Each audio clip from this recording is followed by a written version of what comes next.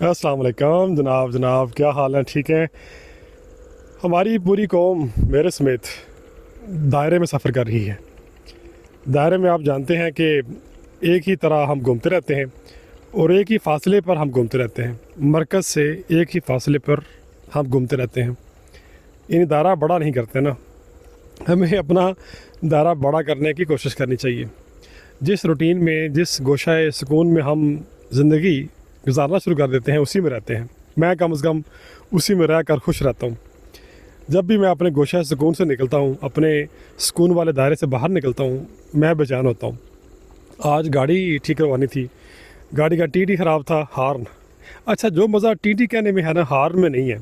TT से मुराद ये है कि आप बिल्कुल उस आवाज़ के करीब करीब है, तो बात समझाना मकसूद है। हॉर्न तो बड़ा महज़ब लफ्ज़ है। खैर, गाड़ी का एक और मसला था, वो था कि छोटी सी लाइटें मैंने लगवाई फ्रंट बम्पर के ऊपर।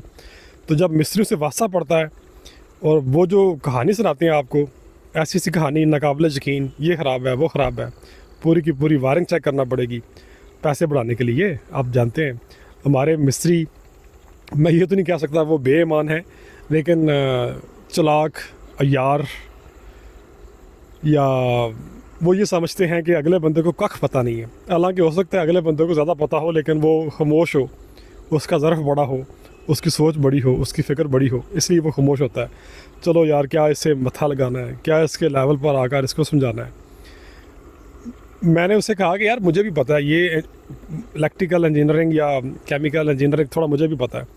कहता नहीं जी बाऊ जी, तुहानू की पता है, प्रैक्टिकल और होंदा है तो थ्रैटिकल और होंदा है। मैं उन्होंने कहा गल तेरी भी ठीक है, प्रैक्टिकल इज़ वाकई, practical is more important than the थ्रैटिकल।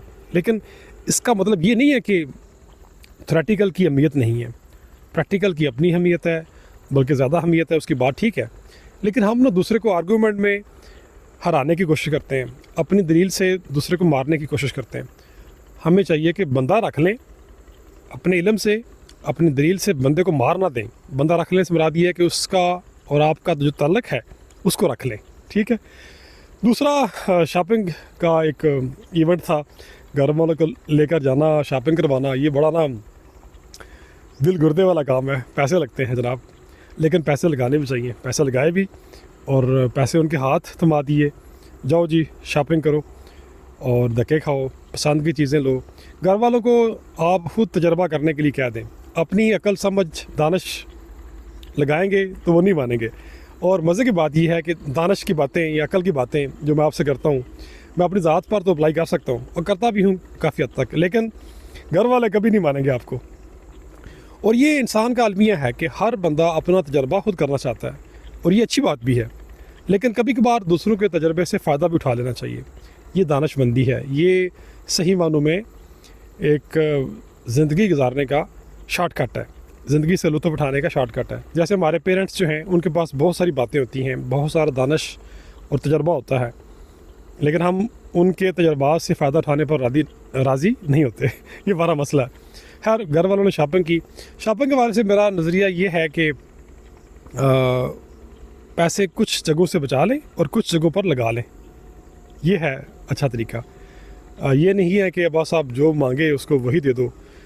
Bargaining जहाँ तक हो सके आप करें, और जो आपको लगे बंदा ज़रूरतमंद है या उसने कोई टेक्निकल काम किया, उसे 200-300 एक्स्ट्रा भी देना पड़ता है, दे दें। जैसे मैंने भी एक्स्ट्रा दिया मिस्त्री को, कि नाराज़ नहीं करना चाहिए। वो साहिब हुनर था, उसके हुनर की एक ना शाबाश 100, 200, 400 मसला नहीं है। लेकिन अगर कोई साहिब हुनर चलाक हो तो फिर उसके साथ आप उसी तरह का सलूक करें। व्लॉग पहले ही लंबा हो चुका है, इसके लिए माजरत, लेकिन कहानियाँ और वाक़यात इतने ज़्यादा थे कि सारे के सारे मैंने कवर कर दिए काफ़ी हद तक।